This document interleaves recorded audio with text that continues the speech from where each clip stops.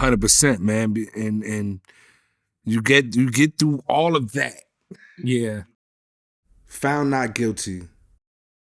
Self-defense. And then the Elijah McClain incident happens where he was unjustly murdered by the police. This is 2019 or 2020? 2019. This is 2019. He got killed 2019. George Floyd got killed 2020. Right. It was 2019. And when did you do the protest, though? What year was that? So there was like a little lead up because I left activism.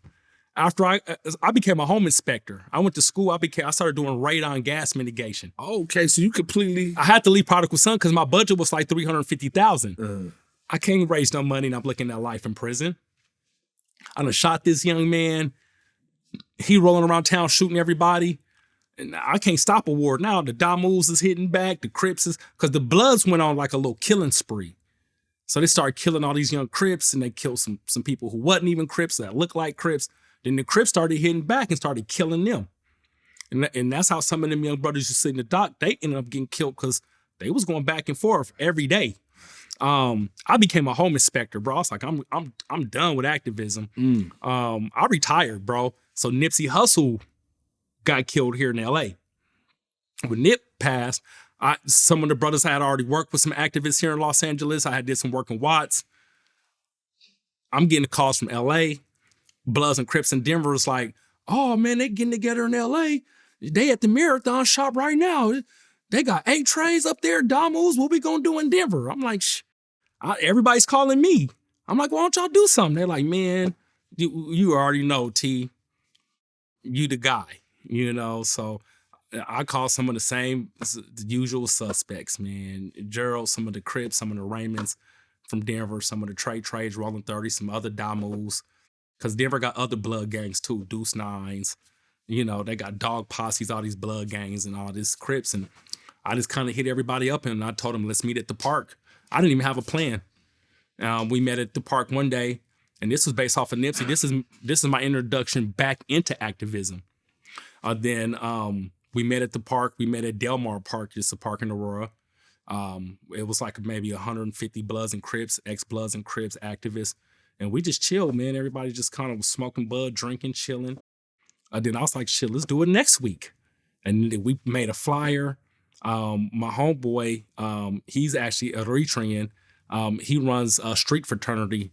His name is Yoel, but Yoel, he from street fraternity, he donated $1,000.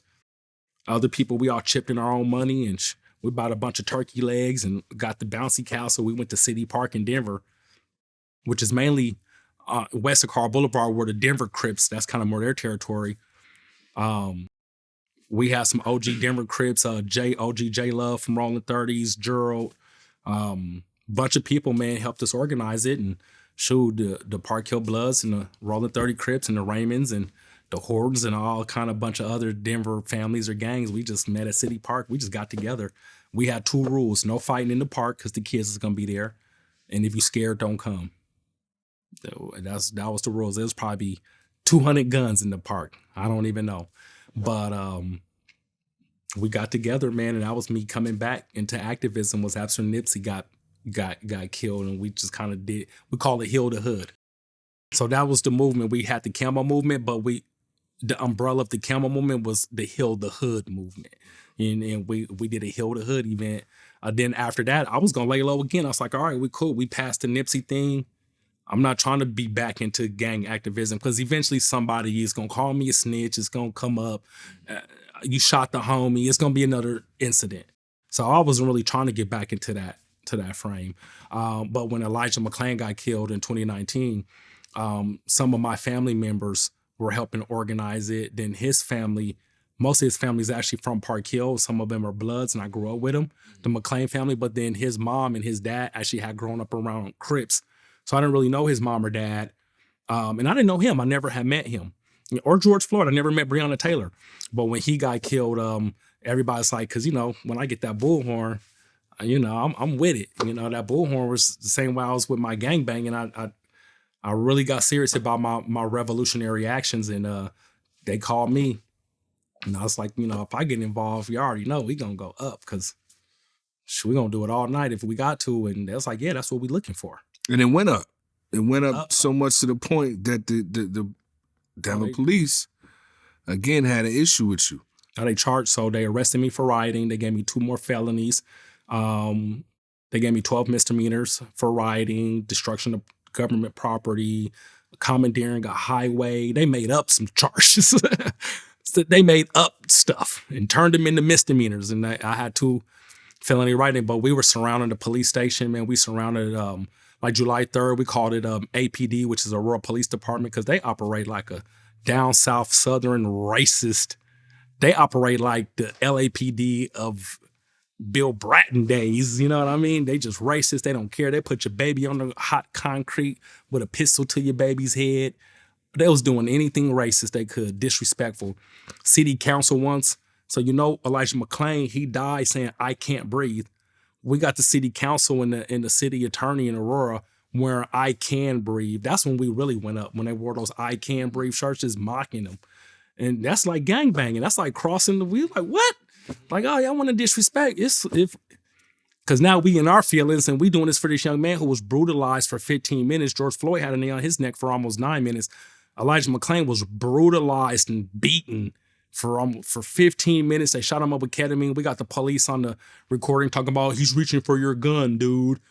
He clearly wasn't reaching for his gun. He was begging for his life. He didn't do nothing wrong. He was wearing the same mask that we were forced to wear a few months later by law because of COVID. They said he looked sketchy. They just beat him to death. That was just a straight lynching. So, you know, we going up. I know the family's crying. We started off with 7 of us. It was 7 of us for Elijah McClain, and it ended up being, then it became 25, then it became 50, but nobody cared. It's just Aurora, Colorado. See, now it's on Vlad TV. Now the Holly's out. But at that time, man, it's all kind of stuff going on in Seattle, Portland, Denver. If it ain't LA or Chicago or New York or a bigger media market, man, it's all kind of stuff going on. But nobody cared. We never knew Elijah McClain was going to blow up like that. So we wrote, I drafted, me and some other people from my organization drafted the Elijah McClain Police Accountability Bill. And we took it to lawmakers. They laughed it off. This was in November 2019. So we just doing these events for Elijah, going up to the police station, blowing smoke in their face. We getting drunk, we partying. We just was like every Saturday, a party at the police station, or we pop up on a Wednesday and it'd be like 100 of us or something. And we just being disruptive. They putting up fences, standing there. And we was like, we just gonna cost them money. Shoot, it don't cost us nothing to have a party on their front lawn and tear their lawn up. So after George Floyd got killed, and it was COVID, because they locked us down for COVID. And after that happened, it went up, man. Like, we ended up having like 10,000 people downtown in Denver. Everybody came, all these organizations. My daughter hit me up about it initially, like, "Yo, Dad, what's up with this thing with George Floyd?" You know, shout out to my daughter, Trinity. But Trinity was the one who first hit me up, like, "Yo, what's up with this?" I'm like, "Shoot, let's get involved. Let's go." I contacted some of the other organizations, like, "Yo, I'm coming down there with my daughter," and I'm telling other people. So all of us kind of got together. We got this big crowd downtown. So then we started having thousands of people downtown every day. And then that's when we went to all the media that were covering us. And we went to them and said, "Yo, we know what happened to George Floyd. It was really bad, but we got a George Floyd here in Colorado." You know what I'm saying? Named Elijah McClain. And I organized an event called The Blackout. Me and different people, my organization became the Frontline Party for Revolutionary Action, FPRA. And our colors were the African liberation colors, red, black, green, yellow. And the Latinos that were with us were either wearing the Mexican flag, Puerto Rican flag, whatever. You know what I'm saying? But our base colors were the African liberation colors, and whatever flag you want. You know what I mean? It's similar colors anyway. So it's going to be red, green, whatever. And yeah, we just started showing up with the camouflage bandanas, because the camo movement's always been in effect. Everything I do, I incorporate the camouflage. We had the camouflage with the African liberation colors, and we just got the flags and we made the signs. Shout out to Cristobal Guevara. Cristobal Guevara made the signs by hand, and we just showed up. We got some bullhorns, and I was making flyers on my cell phone, some Canva flyers. I'll make a Canva flyer like, "Time's up, APD." That became our movement. "Time's up, APD." It was like, time's up. Where's the charges? And then we started pushing that times up. We started putting the police's face on our shirts. And we just show up. We had a times up shirts with the police face. And we put enough pressure on them to not only get Senate Bill. So the Elijah McClain Police Accountability Bill became Senate Bill 217 after George Floyd was murdered. We got that passed into law, which was the first police accountability bill in the nation. The second big municipality that adopted it was actually New York City. And there's also another youngster who got murdered by an African-American correctional officer. His name is Alexis Mendez Perez. We were protesting for Alexis too. And it was like he got killed by a black officer, but we supposed to be protesting white police. Be like, no, we protesting all police violence. You know what I mean? So we started doing it for Alexis Mendez Perez. And we just took it local. We got George Floyd's and Breonna Taylor's right here in Denver. And it got big, man. And then we started really banging with the police. Some people got shot at one of our protests on the highway. Some white dudes tried to smash through us with his big Jeep Rubicon. PSL Denver was with us. It was a big thing. Some people tried to shoot at them and shot a couple people. We was having scuffles with the Proud Boys. We was breaking up big pro-Trump police rallies, and to shut me down, they gave me fictitious charges.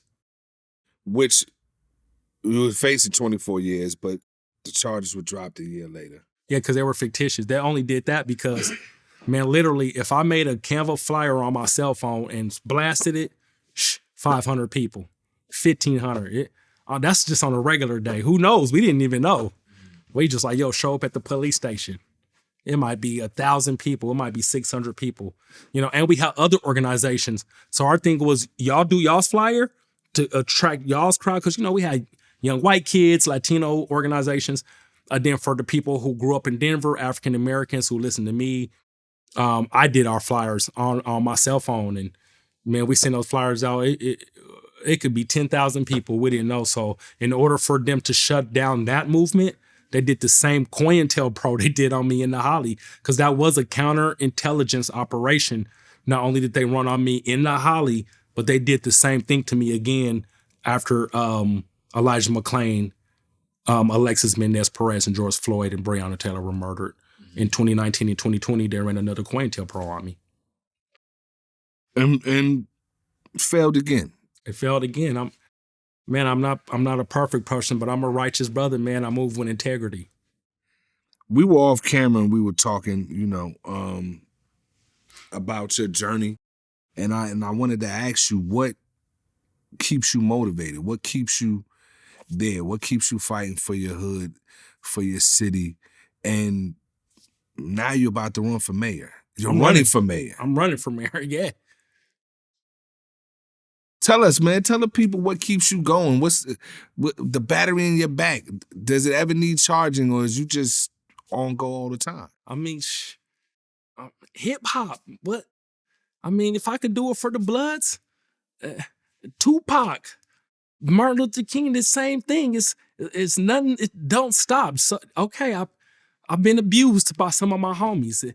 Even if I was still a Blood, I was fighting Bloods when I was a Blood. I was putting in the most work I could, and I'll still have to scrap. That didn't detour me then. I've been drugged through the mud by my own community, by the police, the media. But I was getting drugged through the mud, man. Go do 12 years in the pen. You're going to catch some phase if you're serious. And I was fighting, man. This is much easier to me than fist fighting a 225-pound Crip any day. Trust me, I've been there too many times, but I love my people, man. I really do. I love my people. I became a Blood because I love Park Hill, man. I really do love Denver. I love Park Hill. Just growing up there, those are my memories. It's a certain kind of energy. It has like a West Coast, like on a good day in Denver, on a good sunny summer day, man, you feel like you in Los Angeles, man. Like we just missing the palm trees. I've been in Denver a few times, man. And it's just popping. Just my love for my community, what I see happening to Black people, man, the gentrification. And I say this all the time, even if I was a white man, I'd be doing what I'm doing, brother, because we are nomadic people. We're displaced. We call it gentrification. No, we're displaced. There's a displacement happening to us. And I'm sad to see it, brother. So, I mean, just because I don't want to do it no more don't mean it's gonna stop. I like doing the work. As much abuse as I've gotten, I'm having a great time too, brother. Like, it's hard running for mayor, man. I've had to get off the plane from New York City and literally go right to my house and take a shower and put on a suit. And I had 3 debates that day and a meet and greet that night. And man, my feet, I couldn't even walk the next day. I put my feet on the floor. I was walking like this to go brush my teeth. My feet were just swollen. I used to do that as a blood. I sell dope for days. For days. I wouldn't go home. I'd be musty. So I always think if I could do it for that energy and for that spirit, for my people and for Park Hill, I could definitely, man, I could hang in there, because it's not easy, man. Trust me, if you come against the police, they are a very powerful force. And if you're getting results, they're going to come for you. You might end up getting killed, because there are Bloods and Crips and different gangs that are working for law enforcement. And some of these law enforcement officers, it ain't about being a snitch. They're gang members and they're straight police officers, and they're tough. They're from, they've been to Iraq. They've been to Afghanistan. They grew up in Chicago. They grew up in New York. They tougher than the gangs. They'll fade you. They'll take off the badge and fade you if you get to talking too much, and they won't tell. And they're working out, and they with it. And they got women. They smoke weed. They do all the stuff. They from the hood, so and that's the battle. I'm glad you said that, man, because I was gonna ask you, when you win, yeah, and you're the new mayor of Denver, how would you handle police brutality, indoor shootings and killings as the mayor of Denver? Yeah, so, and like I said earlier, I'm not against anybody. However, I'm for my people. That's why I'm running for mayor. I'm not running for mayor to kiss the police ass. And that's fine. Hell, you got police suing the police. You got Black and Latino police calling their own departments racist. But if I call you racist, now you want to have some informants kick my head in. No, there's racism there. Let's be honest. There's no entity is perfect, including the police. That's why we drafted Senate Bill 217. Because I'm going to tell the world this, I'm tired of pumping the bullhorn. We need a whole nother COVID and a whole nother George Floyd for us to get that kind of people power we got in 2020. People power is the best power. But if you can't get 10,000 people in downtown LA, you'll show with 100 people, they'll laugh at you. Your own Black people will laugh at you like, how many people Idi Amin had there? He's a goofy. We quick to clap. Yeah, exactly right. Before we support. Unfortunately, man, it's going to take a lot to have that kind of power. I've been an activist now 20 years, brother. Even when I was in the pen, so over 20 years, I was doing activist work, shutting down riots in prison. Just pumping that bullhorn. There's a time when it's very powerful, like 2020, and that documentary was great. But I can't, I'm telling you right now, I can't get 10,000 people for sure. I'll be lucky to get 100 people downtown. I got thousands of supporters, but they're not going to go surround a police station with me or take over no highway. They might check my name off. But when I be like, yo, we doing the highway thing. Oh, I can't show up. Not for the highway, T, not no more. So we've drafted police accountability laws to where it's not about if I'm mayor or not. If you shoot somebody or you put the carotid chokehold on somebody or you take your body cam off, you don't have qualified immunity. You can't be able to break the law claiming that you upholding the law. That's the whole point of having law. Nobody's above the law. That's what we say in the gangs. Everybody in gangs say, hey, nobody bigger than the program. Why? Because if one person's bigger than the program, you don't have a gang no more. You just got that person, and that's your leader, you up under their program. If nobody's bigger than the program if gang members who are children and young men and traumatized people and women understand this, why don't the police understand this? You're supposed to serve and protect us. You're professionals getting paid to do this job. You chose to do this job. Not because of poverty, not because your parents were fed crack through the Iran-Contra scandal, not because you got to survive in a war zone in New York and Denver or LA or Chicago. You chose to be a cop. But you get to kill somebody and you got qualified immunity because you had a bad day, really because you mad because your baby mama dished you because you were a cop and hung up in your face. And now you done killed somebody. You done took it out on Tyree Nichols because you jealous and you sending pictures of him. But you going to beat the case to DA. Oh, we're not going to charge him because of this or that. Nah.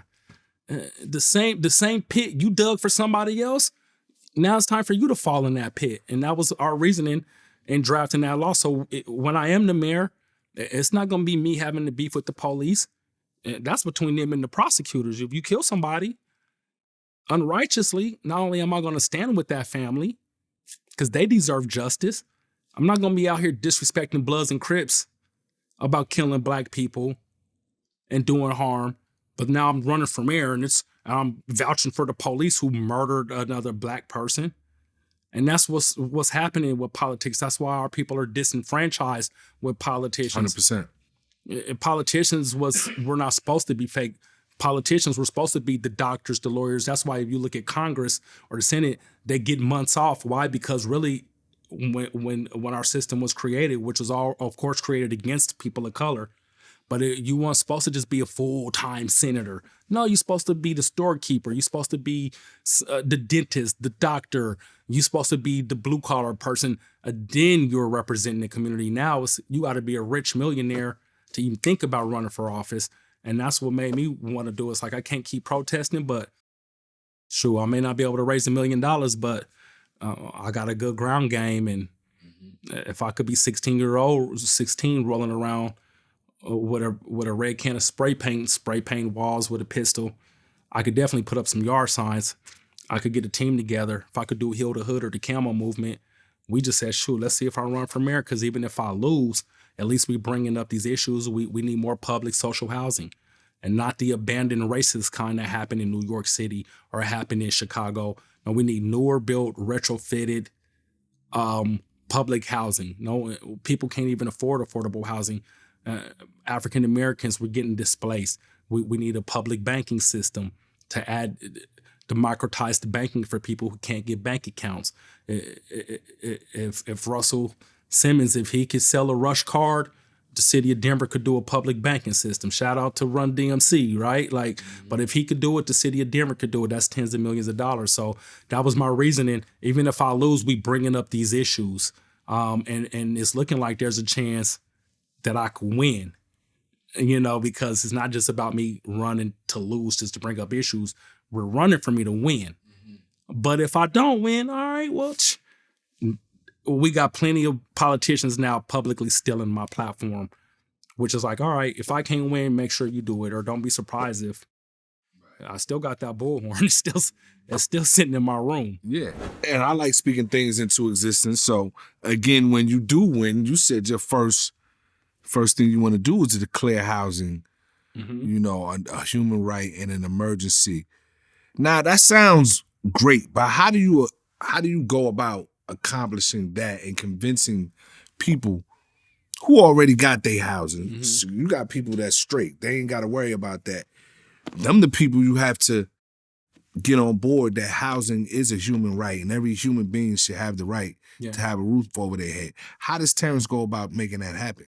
So it's not resonating with everybody. Let's just be honest. There are a lot of people who, even African Americans, every black person's not poor. There's a lot of upper middle class and rich black people too. They don't even want to hear that. Yeah, them the people I'm talking about. You got to get them to see. It's not everybody. And that could cost me my campaign too.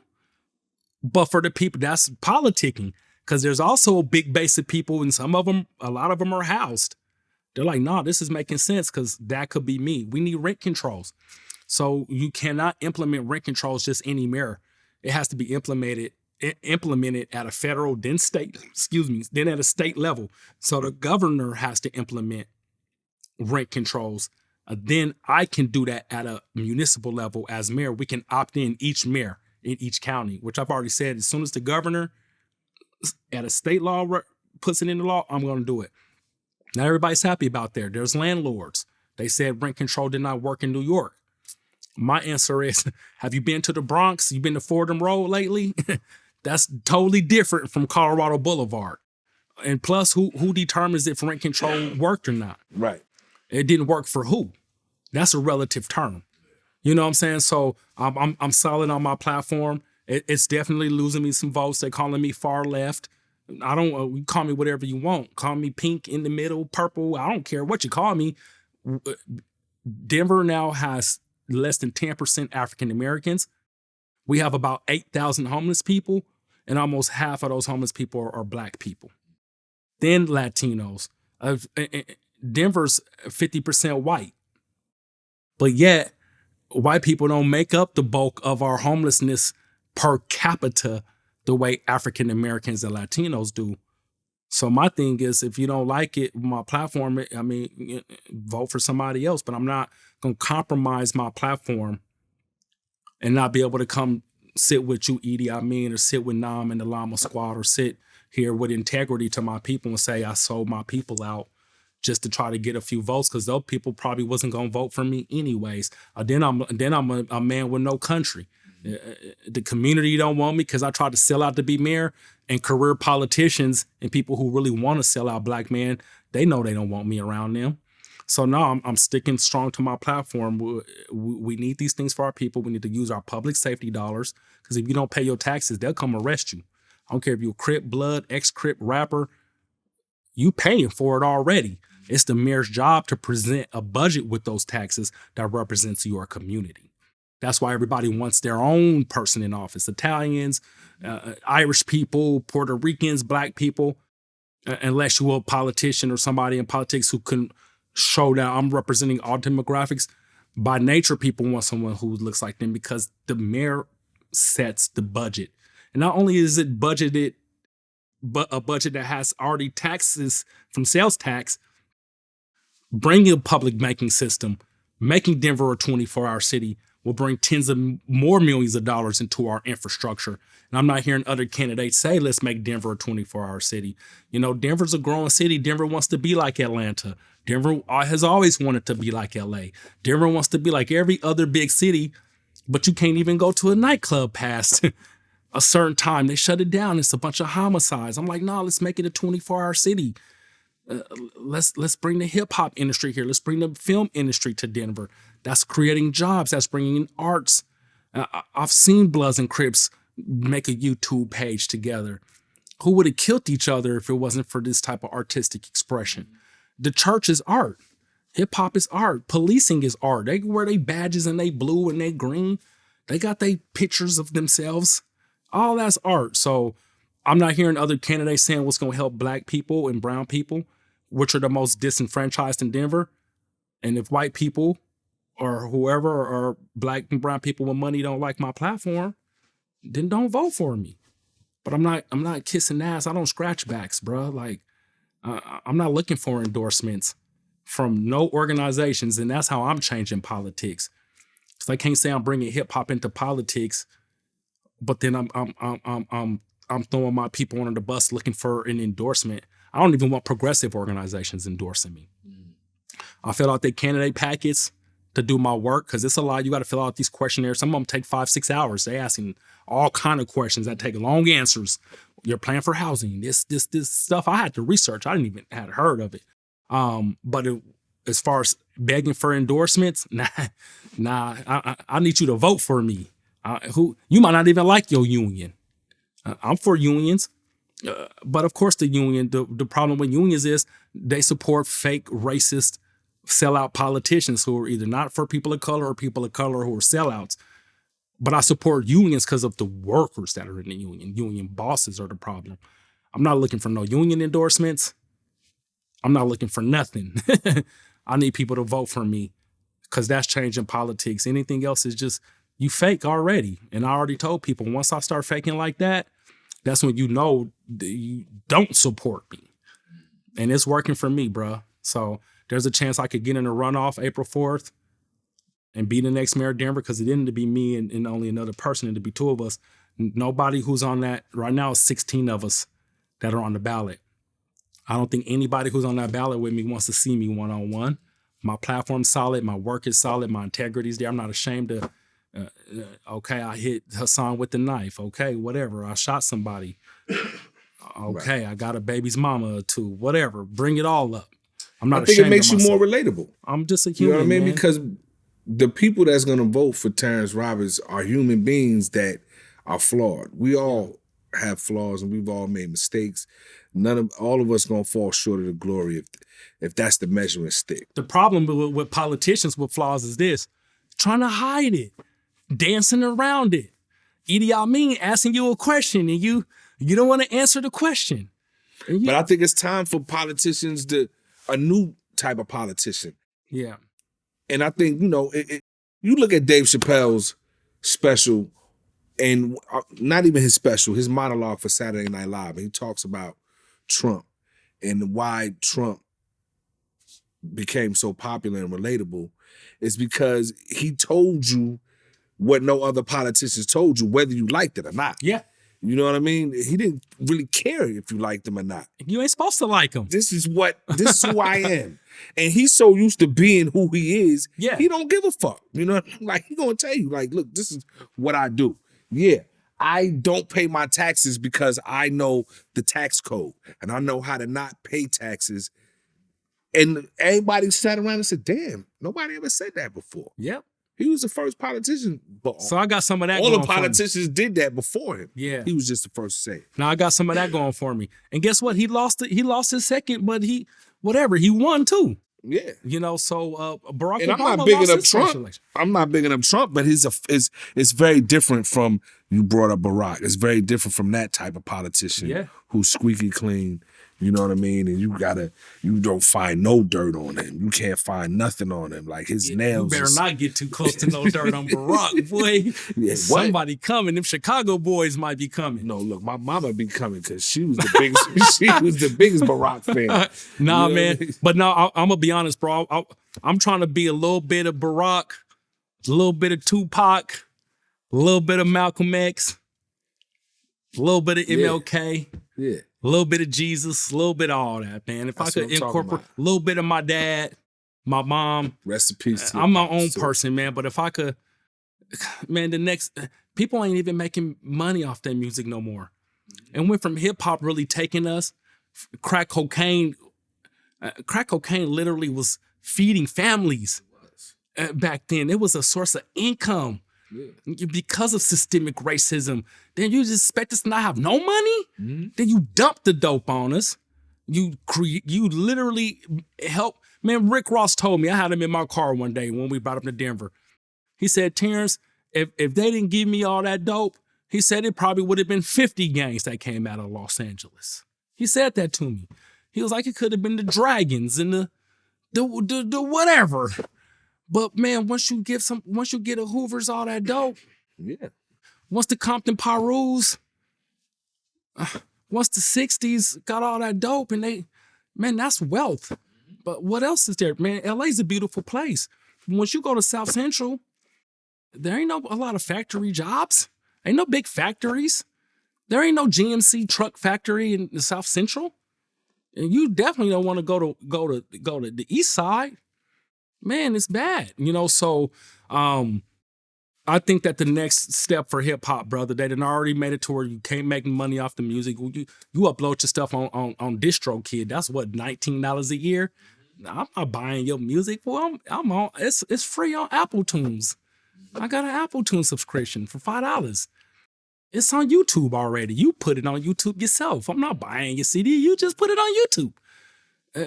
There's no money. People in music are transitioning into television, podcasting, TV. It's always been about TV. LL Cool J him and Ice-T learned this years ago. It doesn't get no more iconic than Ice-T on the West Coast or LL Cool J. They learned 20-some years ago, bruh, I'm going to do some music I'm going to do my old music. Mm-hmm. But I'm really on this TV show getting a check. The next transition for those in hip hop who's not doing music, but you from that culture, we got to get control of these budgets, man. We can't just keep telling the stories and rapping about the culture. We got to put some resources into the culture. And we can't keep protesting politicians. Nah, bro. Get in the office. Lose the race. Bring up you might win. You don't know unless you in the... Get your signatures. Shout out to Do It All from Lords of the Underground, man, who won his election, you know what I mean, in New Jersey. Yeah, you know Malcolm Penn. Is that his brother's name? Malcolm Penn is his last name. Malcolm in New York City. He's running for office in New York, brother. He's on Staten Island. I mean, it's brothers who, you know, he run with Method Man, Redman, that whole. He's from the NY, like, and to see brothers like him, he was just at a screening that we had in New York City at Cinema Village for the Holly. You know what I mean? That's, to me, is the next necessary step to hip hop. Now, imagine if Barack Obama and shout out to Barack, but had a little bit more of that, it probably wouldn't have got him in the office. But I think he set the stage for the next Barack to have that in their background. And it's okay, man. Like he might have not had it in him, but he knew who to call. Now people like Jay-Z. He got more in it. He got more in it. Jay-Z helped him get in the office. You see, they was dissing him, saying he walked like a black man. I say, yeah, that's that hip hop in him right there. He walks like a black man with his cream colored suit. Yeah. But nah, man, I look up to Barack, man. I wish I could have that energy, and I know I'm not Barack, and he's way more poised than me. But I aspire to be like brothers like that, though, man. I wish I could be more like a brother like that, man. But my history is my history, and my energy is my energy. Way, man. I think you're well on your way, man. Your journey is an amazing one, man. And I feel pretty confident and good that I'm sitting across from the next man. Come on, man. I'm sitting with Idi Amin. Colorado, man. I just took a picture with Vlad. I got the drum sets behind me. Yeah. You know what I mean? And no matter what happens, brother, like... Yeah, keep up the good fight. I got to shout this out, though, because I said you about to shut it down in a minute. So, we got the game show coming. My man, Nam, the ledge. So I want to shout it out because Nam actually hooked me up with you. Shout out to Nam. You know what I'm saying? Man. Nam's sitting over here. He off camera. Nam got at me about you a couple years ago. You know what I mean? Full disclosure, a couple years ago. And I didn't think Vlad was ready for it at the time, man. Yeah. But when I watched that documentary, I said, oh no, this story has to be exposed more. People have to see this, especially the people that watch Vlad TV. Man, you don't know how many people be like, I'm about to do Vlad TV. And I'll be like, shut up, fool. I know. I'm going to just make this statement. And Vlad don't let everybody on his platform. Man. I'm going to tell you that something. Guy that's just looking, for the views and the numbers, even though he do numbers. You know what I'm saying? It's more about the content and the quality of the content. And so this fit perfect. Let me tell you something, man. So for the book, we've had PR people for when the book dropped. Professional PR people paid from FSG Publishing. They're like, who should we talk to? I'm like, give me on Vlad. All right, we'll work on Vlad. I'm like, find somebody. Damn, somebody knows Vlad. PR people for the documentary. We done had 3, 4, 5 PR people. Every PR person, Terrance, give me the Vlad. We'll work on Vlad. Someone knows Vlad. I called Nam. Hey, what's up, Nam? What's up, bro? What you need? Man, do you know somebody who knows Vlad, bro? I'm trying to get on Vlad. Oh, yeah, don't even trip, man. I'm going to hit Idi Amin up. You know what I mean? That's my guy, So shout out to Vlad, man, for having me on this program. Absolutely. Man. Shout out to Vlad for making this happen. And everybody listening, don't be hitting me up thinking you finna get on Vlad. It don't work like that. Hey, another thing I tell people, too, is you ain't getting on Vlad unless somebody done did at least 10 years in prison. How many bodies? I can see Vlad now. How many bodies, Edie? 1 or 2. 1 body. That's it. We need about, okay. How many millions of dollars? Well, no millions of dollars. Yeah. So you can't say millions. Ain't no bodies. Ain't no prison time. What's you talking about? It's sad that that's the journey we got to take, but hey, man, I mean, there's been some much heavier hitters than have sat in the seat before me. I'm blessed to even be sitting here. I'm not only am I lucky to be alive. Some heavy hitters sitting in that seat. It has. But I'll put your story and your journey right up there with all of them, man. Right, with Denver, you know what I mean? So shout out to Denver, man. Absolutely. Even if you don't like me, she'll get your music, your documentaries ready, and thank me for it. Thank Nam for the Llama Squad. And thank Idi Amin because Denver, we on the map, we here. And thank you, man. Terrance Roberts, ladies and gentlemen. Yeah, right on. Thank you. All right.